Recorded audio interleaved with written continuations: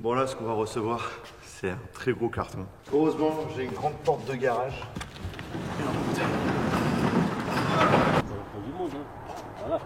Je viens de voir la taille du carton, c'est énorme. La télé est plus grande que la majorité des gens, tu sais. Je fais 1m82, hein. Ça vous donne déjà une idée de la taille de la télé. 4 to 6 more days later. Bon, quelques jours après la livraison, c'est parti pour le déballer. Et je pense que vu la taille de la chose, une seconde paire de mains, je dis pas non. Jérémy, si tu veux bien venir. Ben voilà, on va plus me voir derrière la télé. Allez, on va enlever tout ça. Il y a un Will Smith qu'on doit enlever avec une télé. Allez, je prends.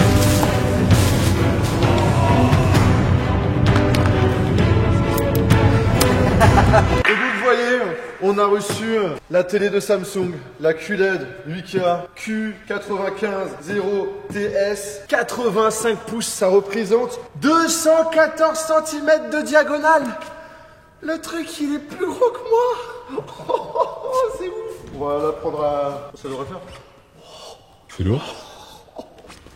C'est un peu lourd, quoi. N'hésitez pas à commenter, à partager, à mettre des likes. Hein. Et voilà. Bon, je crois que c'est l'unboxing le plus géant que j'ai pu faire sur ma chaîne YouTube. Je tiens vraiment à remercier Samsung d'être le partenaire de cette vidéo qui me permet d'avoir une télé aussi stylée dans mon local. Moi, je vous le dis, hein, au niveau du salon, avec la future PS5, ça va envoyer du lourd. Hein. Bon, on déballe tout ça. Alors ce qu'il faut savoir, c'est que la dernière fois avec Samsung, je vous ai présenté une de leurs télé, The Zero, qui a la spécificité de pouvoir regarder du contenu horizontal, mais également vertical. Il y aura le lien dans la description si vous ne l'avez pas vu. Donc télé vraiment innovante. Là, télé également innovante, vous allez le voir, vraiment impressionnante. Quand j'ai vu ça sur internet, je me suis dit, waouh, truc de ouf. Et là, on va voir ça en vrai. Alors nous avons dans un premier temps, wow, la poids du truc. Ça, c'est pour le fixer directement au mur. Ça, on le fera plus tard. Câble d'alimentation, la télécommande, la notice et le câble Invisible qui permet de brancher au boîtier où on a tous les ports. En fait, la spécificité de la télévision, c'est qu'on n'a pas à brancher l'HDMI directement sur la télé. Ça se passe sur un boîtier extérieur. Donc pour le câble management, c'est juste parfait, quoi. Encore des trucs? Oh, ah, c'est le socle pour mettre la télé. Quick Setup Guide. Non, je te promets, il y a vraiment 4 personnes pour soulever la télé. Ah non, je vais avoir besoin de Jérémy. Là. On enlève les supports en plastique. Bon, bah alors ça, c'est l'arrière, voilà. Et là, devant, c'est le devant. Waouh! Oh, le truc, c'est à son point. Donc ça, c'est justement le boîtier externe qui permet de brancher vraiment plusieurs ports HDMI. Hein. Vous en avez 1, 2, 3, 4. Du coup, on va pouvoir installer toutes les consoles. Hein. PS5, PS5 digital, Xbox Series X, Xbox Series S. C'est juste parfait. Regarde-moi ce boîtier, c'est géant. On a également 3 ports USB ici. La finesse du truc.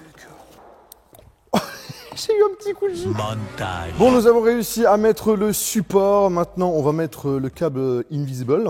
C'est ultra fin, hein, la connectique. Hein. Là. Ouais, je crois que c'est bon. Hein. Oh, la télé, elle est lourde. Oh, attends, on la pose, on la pose. Oh, putain.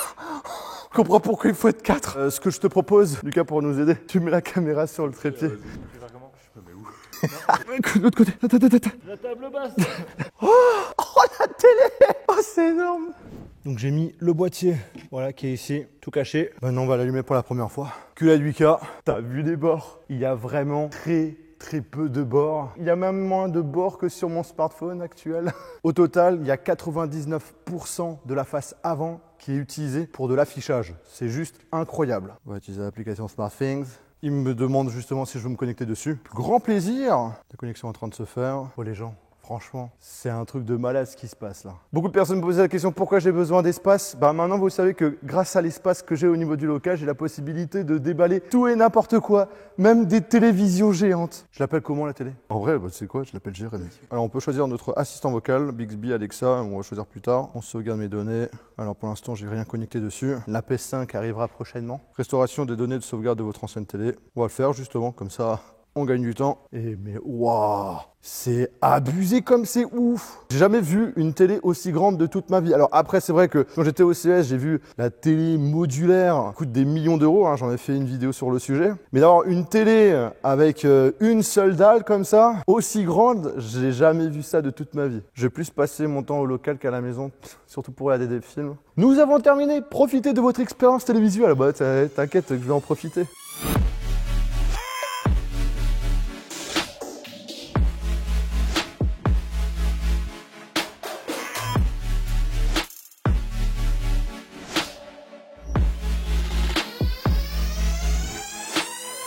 Voici donc la nouvelle télé de Samsung, la QLED 8K 85Q950T de 2020 avec son écran Infinity. 85 pouces, c'est juste énorme, mais sachez qu'il y a d'autres versions si vous voulez avoir plus petit, 65 pouces, 75 pouces, même si 65 pouces, ça reste déjà aussi très grand. Alors dans le passé, on choisissait la taille d'écran par rapport au recul qu'on pouvait avoir avec le canapé. Aujourd'hui, c'est plus vraiment le cas. Même si tu as un petit salon, tu peux vraiment poser la télévision où tu veux. Pas besoin de se prendre la tête par rapport à la distance entre la télé et le canapé. Après, c'est vrai, il y a des distances qui restent quand même à conseiller. Au minimum 1,50 m et le mieux reste environ 2,50 m. Mais c'est vous qui choisissez, vous êtes votre propre chef. Ici, on a vraiment une belle télé, une très belle télé avec un affichage des couleurs les plus réalistes, une très grande luminosité et pas d'effet de rémanence. Dans le passé, c'est vrai, on pouvait critiquer Samsung par cette histoire de manque de contraste. Depuis, ils ont corrigé leurs défauts en ajoutant la technologie Full LED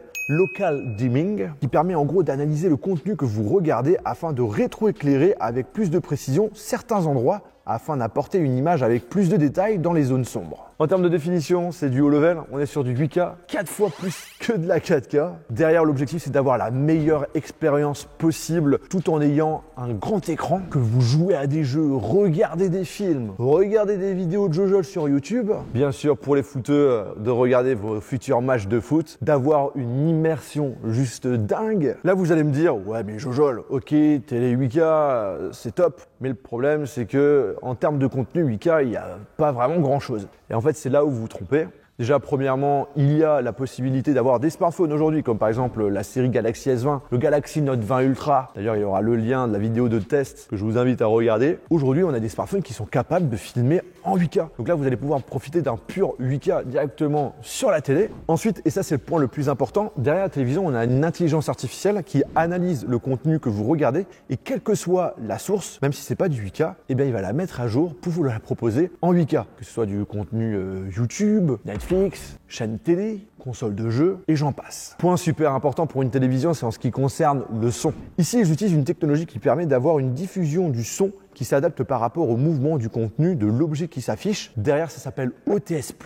Et à l'aide des 6 haut-parleurs, ça permettrait d'avoir une meilleure immersion. Ensuite, elle incorpore une technologie appelée AVA. En gros, la télévision va analyser le son autour d'elle. Genre par exemple, un truc tout bête, je fais à manger avec un robot qui fait pas mal de bruit. Oui, ça m'arrive de faire de la cuisine. Et bien, si la télé détecte pendant 30 secondes qu'il y a ce bruit, et bien, elle va tout simplement augmenter le son de la voix des personnages, des présentateurs, pour que vous puissiez quand même les entendre. Point important, elle n'augmente pas le son, mais uniquement le volume de la voix. Derrière l'OS, nous sommes sur Tizen qui propose une interface simple, intuitive et personnalisable. Vous avez de nombreuses applications compatibles, Netflix, Disney+, YouTube, Prime Video, Apple TV. Donc pas de souci pour pouvoir profiter de votre contenu télé sur votre télé. Au niveau de l'assistant vocal, vous avez le choix, Bixby, Alexa et même Google Home. Google Home, c'est vrai que je ne l'ai pas vu, je pense qu'il y aura une future mise à jour qui va arriver. En tout cas, voilà, c'est cool que Samsung nous laisse la liberté. Vous avez aussi des fonctionnalités cool comme par exemple TabView qui vous permet de diffuser certains contenus de votre téléphone directement sur la télé.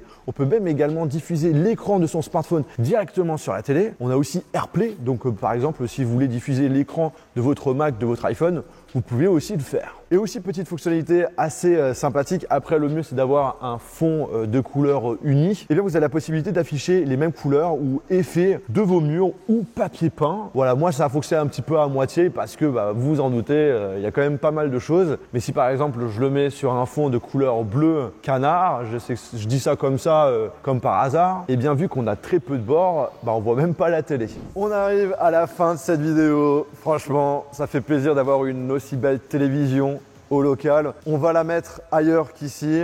J'en ferai justement une autre vidéo. Ce que je peux vous dire, c'est que ça va envoyer du lourd. Le futur salon, ça va être du haut level. Et je tiens encore à remercier vraiment Samsung d'avoir la possibilité d'avoir cette télévision, puisque au niveau du prix, c'est quand même pas négligeable. Voilà, on est sur 12 000 €. Ça reste quand même un budget. Après, pour ceux qui n'ont pas forcément ce budget, je vous rappelle qu'il a la version 65 pouces, 75 pouces qui sont quand même moins chers que celle-ci. Après, il y a aussi d'autres modèles que propose Samsung. Vous avez de tous les prix. En tout cas, c'est vrai que c'est dingue de se dire qu'on a une télé aussi chère au local. En tout cas, j'espère vraiment que cette vidéo vous a plu. Si c'est le cas, je vous invite à lâcher vraiment un très gros pouce bleu. Vous aurez aussi un lien dans la description si vous voulez en savoir plus sur la télévision. Et sur ce, on se retrouve dans une prochaine vidéo. Allez, salut!